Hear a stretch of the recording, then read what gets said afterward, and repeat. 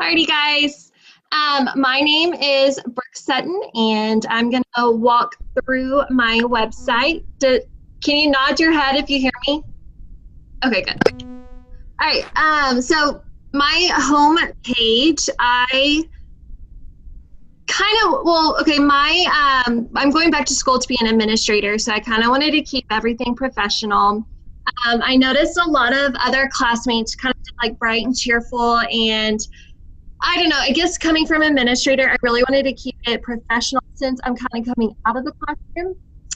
So anyway, so I kind of kept it, kind of basic, but on my homepage, I kind of included a quote. So you could kind of see like what I'm gearing towards for.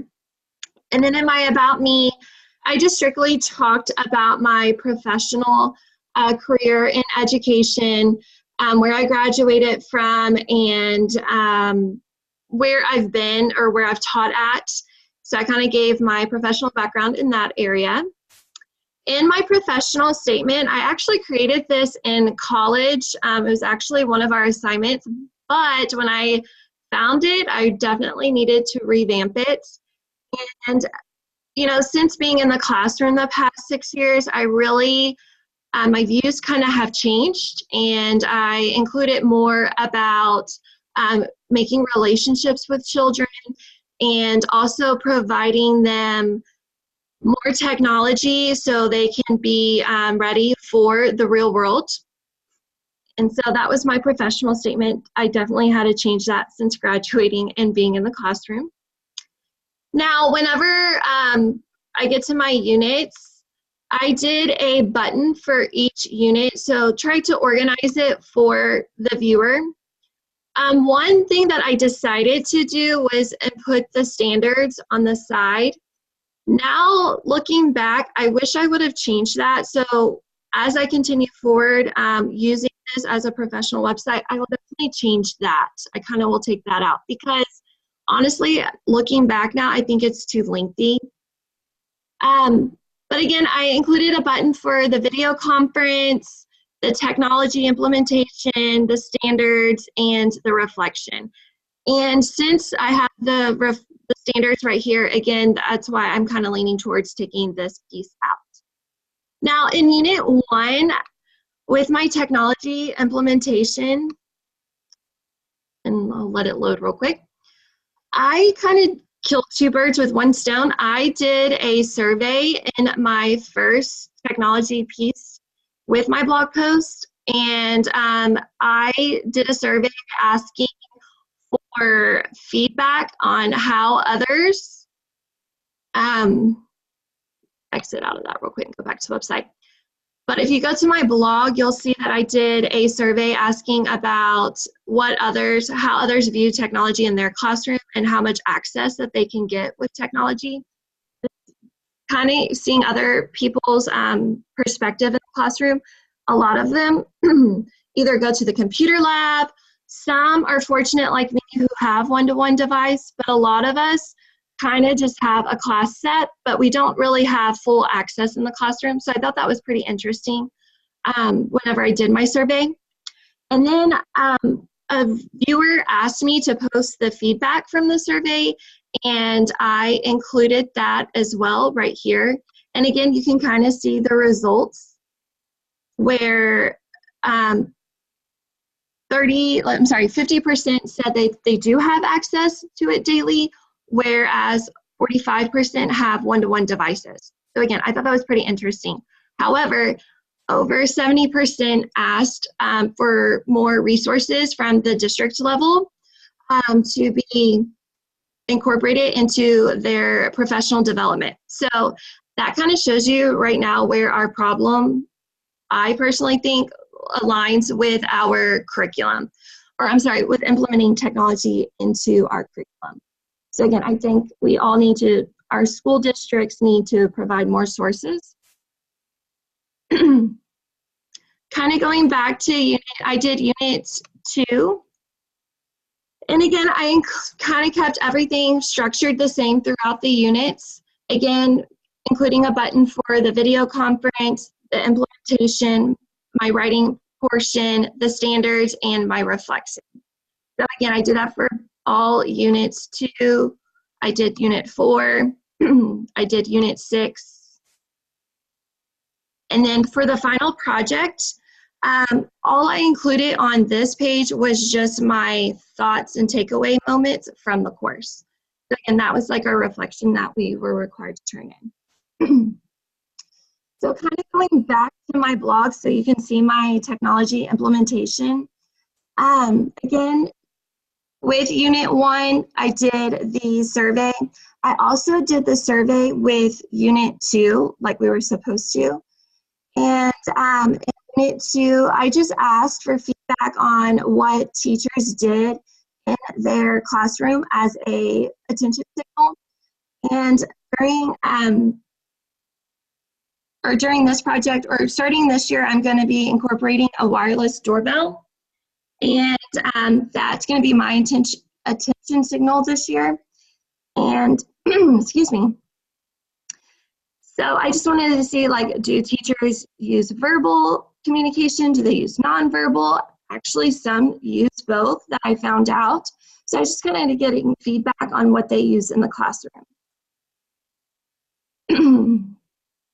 With Unit 4, I did a blog talk, and I actually found this one to be the easiest because all you had to do was record yourself, and literally it uploaded, and you just had to copy and paste the link into the website.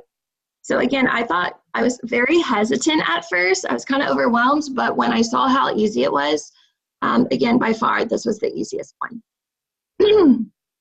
I really want to incorporate this next year into my classroom because I would love to see children and students read out loud like a book or a portion of their novel so they can hear themselves read, kind of also checking out for fluency and stuff like that. So this one really caught my attention.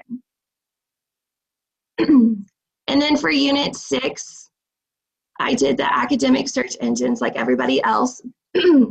I kind of focused on 5 of them because I wanted to do it from the perspective of the English language arts classroom. So again, being in the intermediate level, I found Kids Connect, Kids Search, Fact Monster, Homework Spot, and PK Find Out to be the most useful in the intermediate setting. However, I did get feedback from a colleague that Fact Monster, students can turn off parental support or kind of guidance. So if parents want to see like what they're looking at, they can actually take that off. So that one kind of has me a little hesitant on having intermediate students using it in the classroom. So I was glad to get that feedback from a colleague. So that was my Unit 6 technology implementation. For my resume, I kind of broke it up into buttons to kind of put more engagement to the viewer to see what they wanted to find out. I try to keep it more interactive, but for those who don't prefer that, I also included a link to a Word document so they have all that. Sorry, my voice is going out. While it's loading, they can have access to that if they didn't want to go through all the buttons. One thing that Dr. Crawford pointed out that I found very interesting or very helpful was she suggested not putting, if you're going to keep it on your website, don't put personal info to your references. So I ended up taking out like their email and the school phone numbers as well. So that was a good pointer because you never know who searches your professional website. So I did that and I took her advice on that. So again, that was kind of an overview. Do y'all have it? I guess we can turn our microphones back on and I don't know. I like your formatting with its, it isn't all the bright colors and stuff. I do like that. I do have a question on your resume.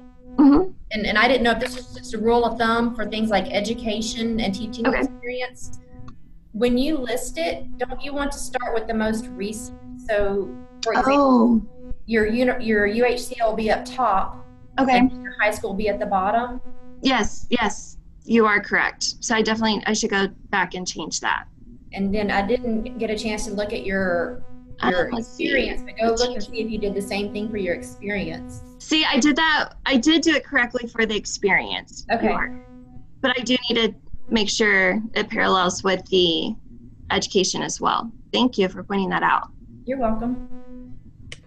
Let's see. And I think some other people who had put the ISTE standards on there. I did. Talking about taking it off because it was a bit much. It was. Debbie, did you have any thoughts?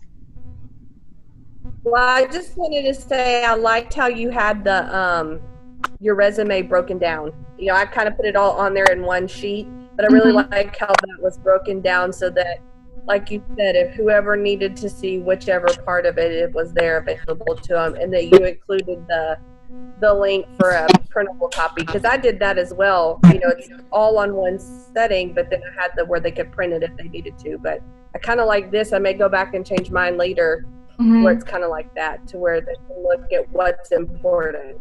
So I just try to keep it engaging, I guess, just so, I don't know, I guess that was my goal for this website, and I do, so, but then I was like, well, maybe, you know, they may be in a rush, so maybe I should just click or put a link so they can just access it all at once as well.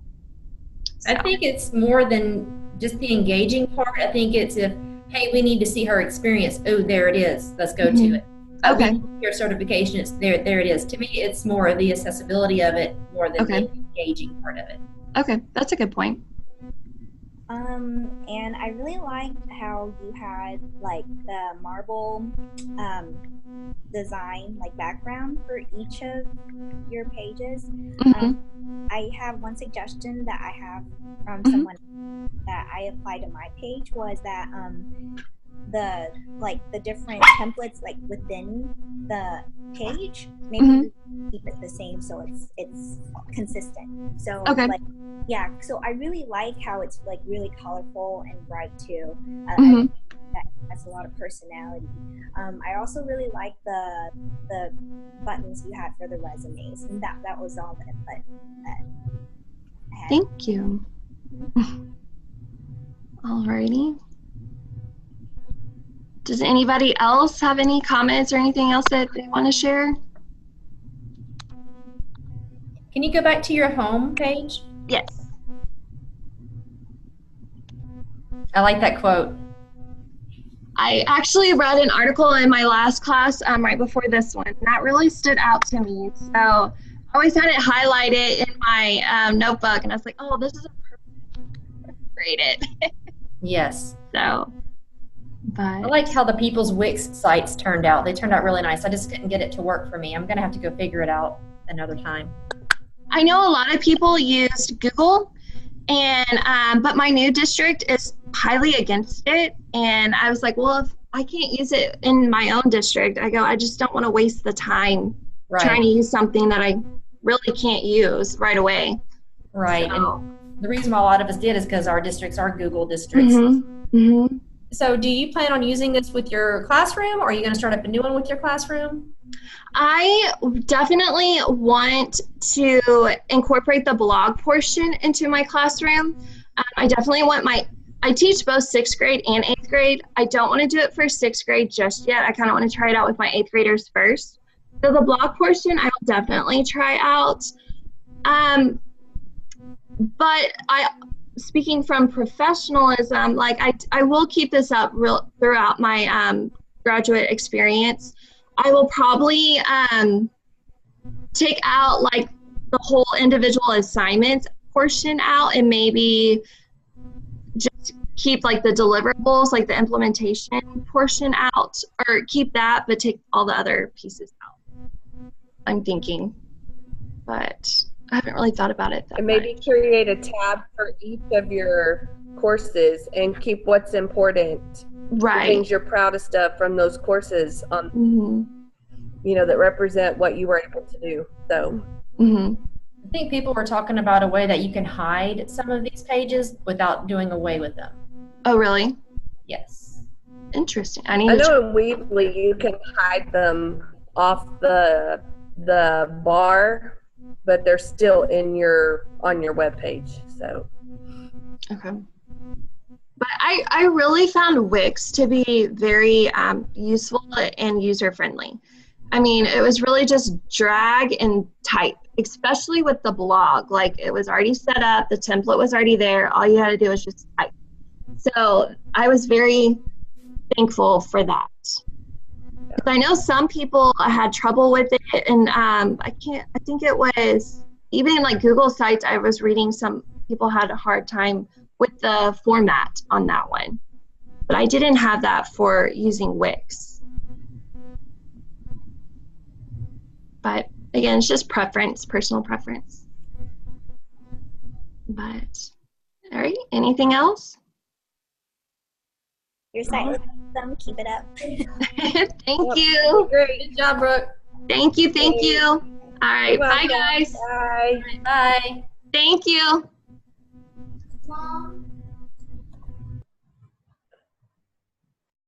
Oh, hey, Brooke. Hey, hold on. I got to end the meeting.